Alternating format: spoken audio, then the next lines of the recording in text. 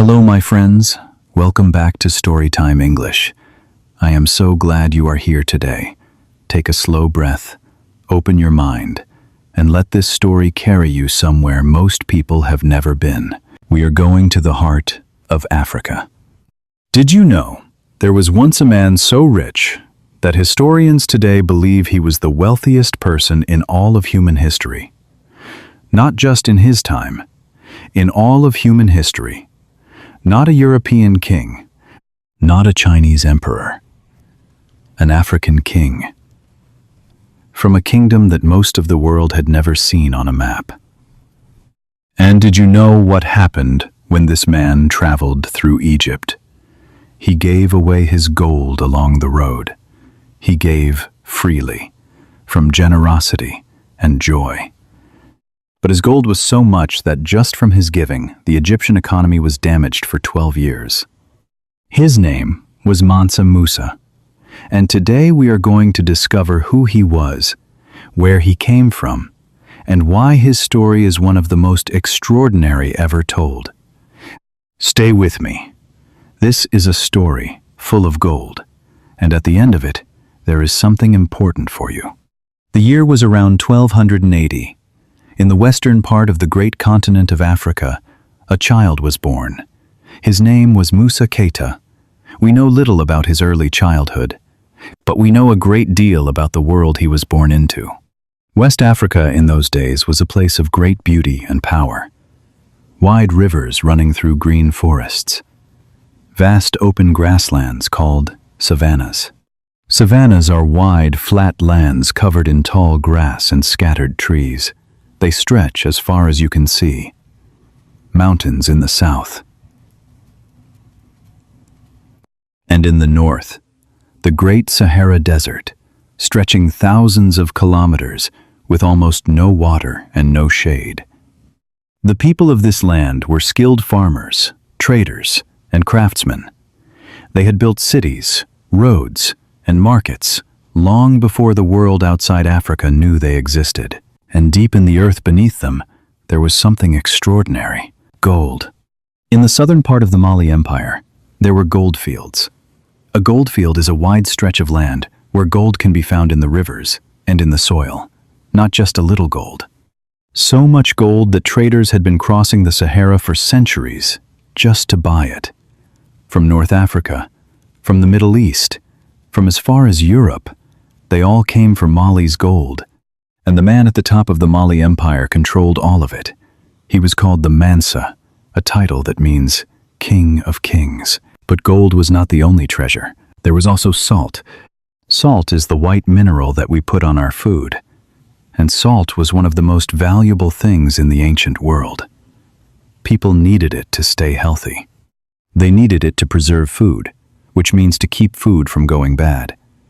In the northern deserts, there were enormous mountains of salt, great white deposits, sitting in the dry heat of the Sahara. The Mali Empire sat between the gold of the south and the salt of the north. Every trader who moved goods across this land paid taxes to the Mansa. Every caravan that passed through paid a portion of what it carried.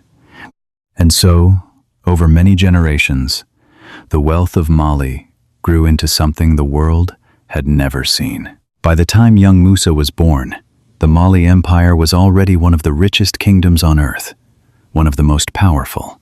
But Musa, in those early years, was not yet a king. He was a young man from the royal family. He watched the court. He studied. He learned. He was patient and serious. And then the world placed something unexpected in his hands. The king of Mali at that time was a curious and adventurous man. He had heard stories of the great ocean to the west, the Atlantic Ocean, and he wanted to know what was on the other side, what lay beyond the horizon. So he built a fleet of boats. Some old records say he built 2,000 boats.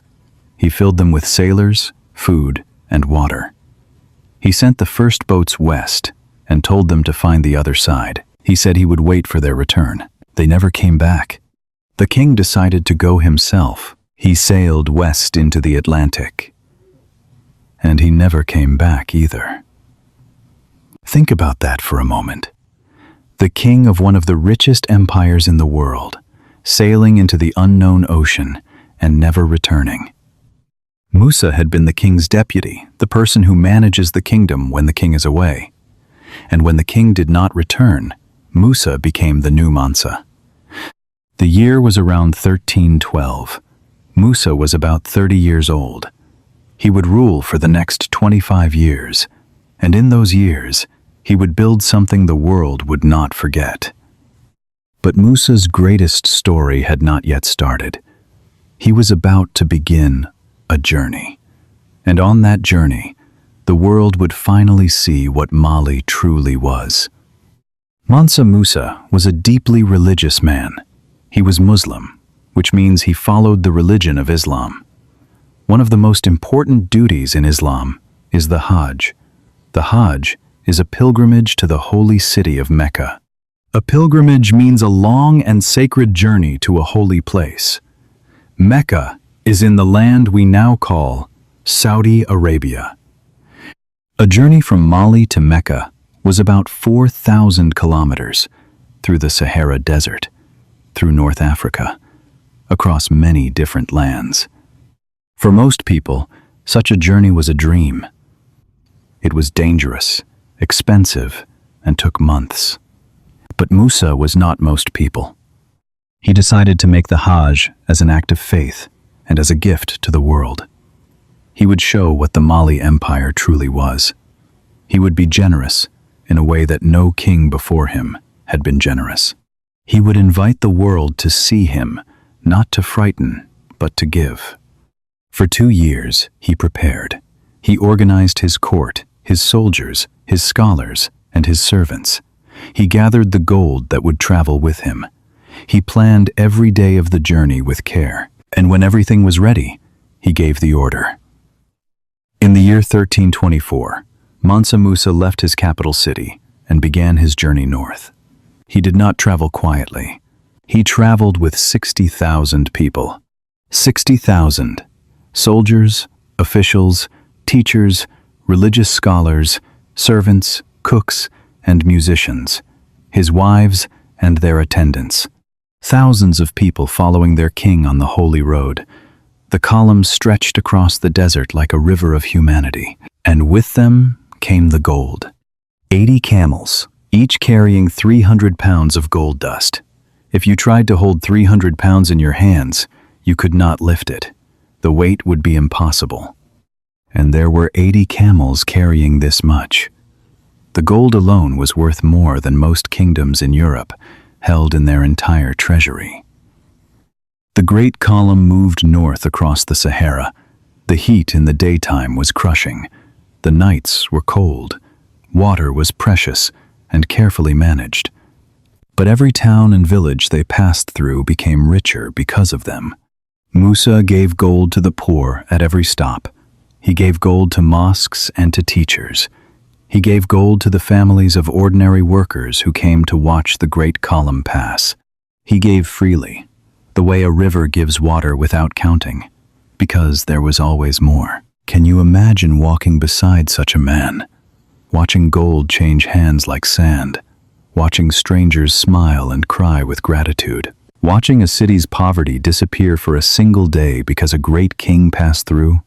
But nothing could have prepared anyone for what happened when the great column arrived in Egypt. The Egyptian ruler at that time was a powerful man named Al-Nasir Muhammad. He had received many important visitors. He was used to wealth and ceremony. But when Mansa Musa arrived in Cairo in the summer of 1324, no one was ready.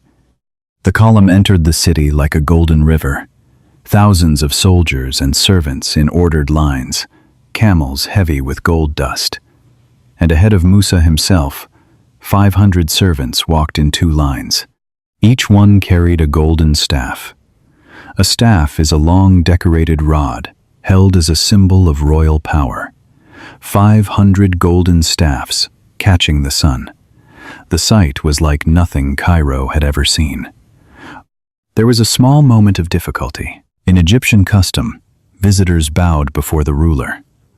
Musa gently declined.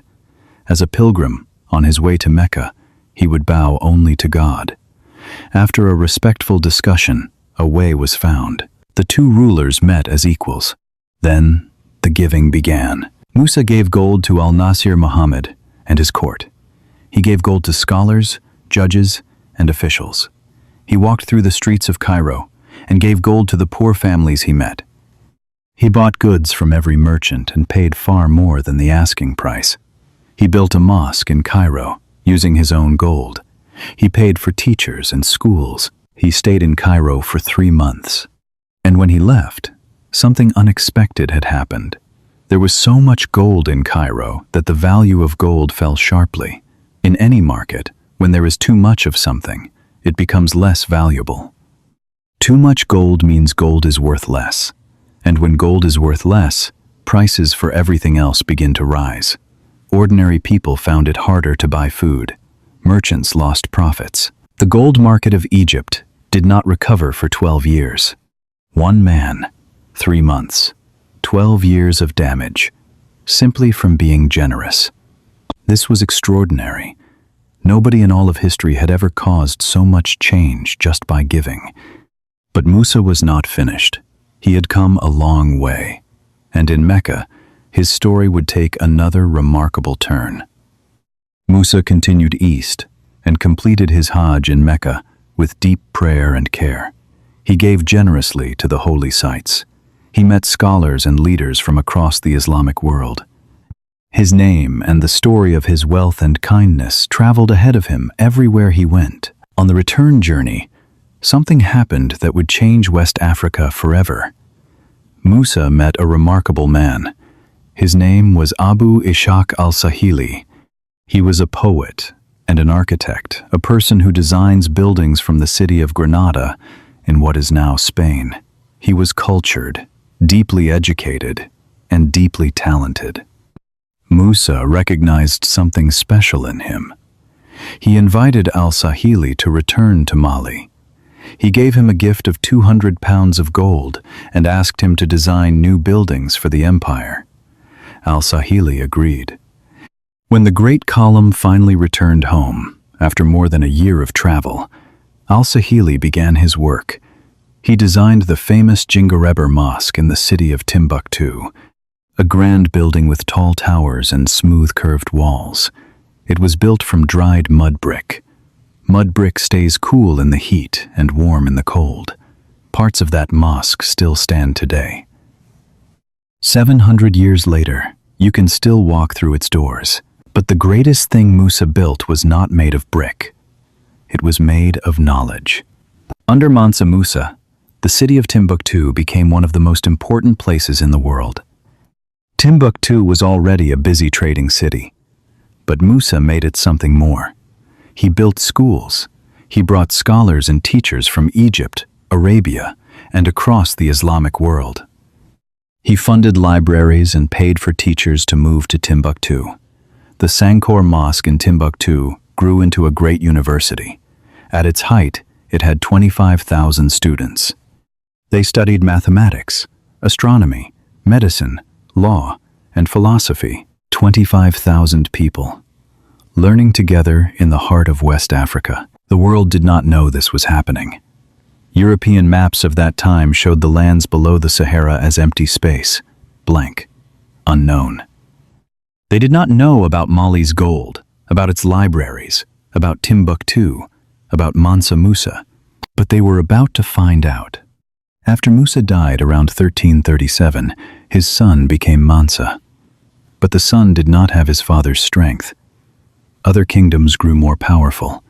The great Mali Empire slowly lost its power, and the world began to forget. But in the year 1375, a map maker in Spain created a famous map. It was called the Catalan Atlas. On this map, in the center of West Africa, he drew a figure. A great African king sat on a golden throne. He wore a golden crown. He held a large golden nugget toward the sky, a gift to the world. Beside the figure, the map said, "This king is the richest and most powerful king in all the land." His name was Mansa Musa. For the first time, The rest of the world had drawn him into their picture of the world. He had always been there. He had always been extraordinary. They simply had not been looking. And so what do we carry with us from Mansa Musa's story? He built one of the greatest empires in history. He made a journey that changed the world's understanding of wealth. He built a city of knowledge in the heart of Africa, and then, for centuries, the world nearly forgot him. But here is what stays with me. He came from a land the world did not see. He ruled a kingdom the world had not drawn on its maps. And yet, he was there generous, brilliant, and full of gold. He was not invisible because he was small. He was unseen because others had not been looking. And that, my friend, makes me think of you. Maybe your story is not yet on anyone's map. Maybe sometimes you feel that your voice, your thoughts, your ideas are not yet known in English. Maybe the language still feels large and far away, but you are there. You have always been there. Every word you learn in English is like a piece of gold that you carry. You cannot lose it. You cannot spend it. It only grows more valuable the more you have. And every story you listen to, every sentence that becomes a little clearer, you are adding to your treasury. One piece of gold at a time. One day the world will see what you have been building. But even before the world sees you, the gold is real. It is yours, and no one can take it away. Keep listening, keep learning, keep building your treasury, and that is something to be proud of. This is Storytime English. Thank you for being here with me today. Leave a comment and tell me, before this story, did you know who Mansa Musa was? I am very curious. Write your answer below. If this story helped your English today, please like this video and subscribe to Storytime English. Your support makes these stories possible. Until next time, my friends, take care of yourselves and never stop learning.